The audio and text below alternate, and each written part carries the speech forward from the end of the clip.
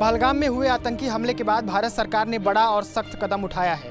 सरकार ने पाकिस्तान के सभी नागरिकों के वीजा रद्द करने का ऐलान किया है और उन्हें भारत छोड़ने के लिए कहा गया है। खबर है कि अब उत्तर प्रदेश में रह रहे पाकिस्तानी नागरिकों की लिस्ट तैयार की जा रही है और उन्हें वापस भेजने की प्रक्रिया शुरू हो गई है। यूपी पुलिस के अनुसार राज्य में लगभग 1000 से 1200 पाकिस्तानी नागरिक रह रहे हैं, जिनमें से कई के पास लॉन्ग टर्म वीजा है।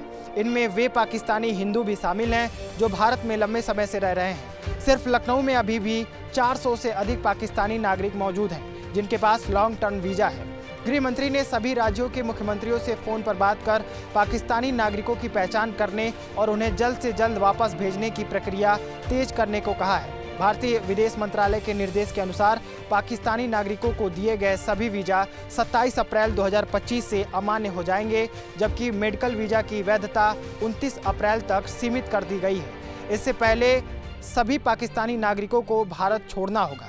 वीजा रद्द करने के फैसले के बाद अब सख्ती के साथ अमल भी शुरू कर दिया गया है। खबर यह है कि यूपी समेत कई राज्यों में स्थानीय पुलिस प्रशासन को निर्देश दिए गए हैं कि वे अपने अपने क्षेत्र में रह रहे पाकिस्तानी नागरिकों की पहचान करें और उन्हें उनके देश वापस भेजने की तैयारी रखें।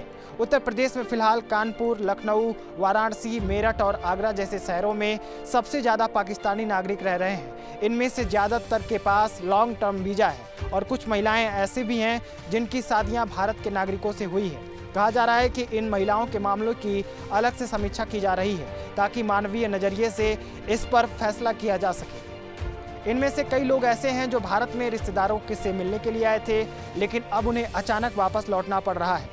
खबरों के मुताबिक पुलिस विभाग के वरिष्ठ अधिकारियों का कहना है कि अभी तक उन्हें केंद्र सरकार से कोई आधिकारिक लिखित आदेश नहीं मिला है, लेकिन जैसे ही आदेश आएगा जमीनी कार्रवाई शुरू हो जाएगी। पुलिस थानों की स्थानीय स्तर पर जानकारी इकट्ठा करने और निगरानी रखने के निर्देश दिए गए हैं। इस फैसले के बाद जिन पाकिस्तानी नागरिकों के पास शॉर्ट टर्म वीजा है और वे घूमने, व्यापार या पारिवारिक कारणों से भारत आए थे, उन्हें तुरंत वापस भारत छोड़ना पड़ेगा। लॉन्ग टर्म वीजा वाले नागरिकों को लेकर स्थिति थोड़ी अलग है। इनमें से कुछ ने भारत में नागरिकता के लिए आवेदन कर रखा है और कुछ धार्मिक उत्पीड़न के चलते भारत में शरण लिए हुए हैं, खासतौर पर पाकिस्तानी हिंदू।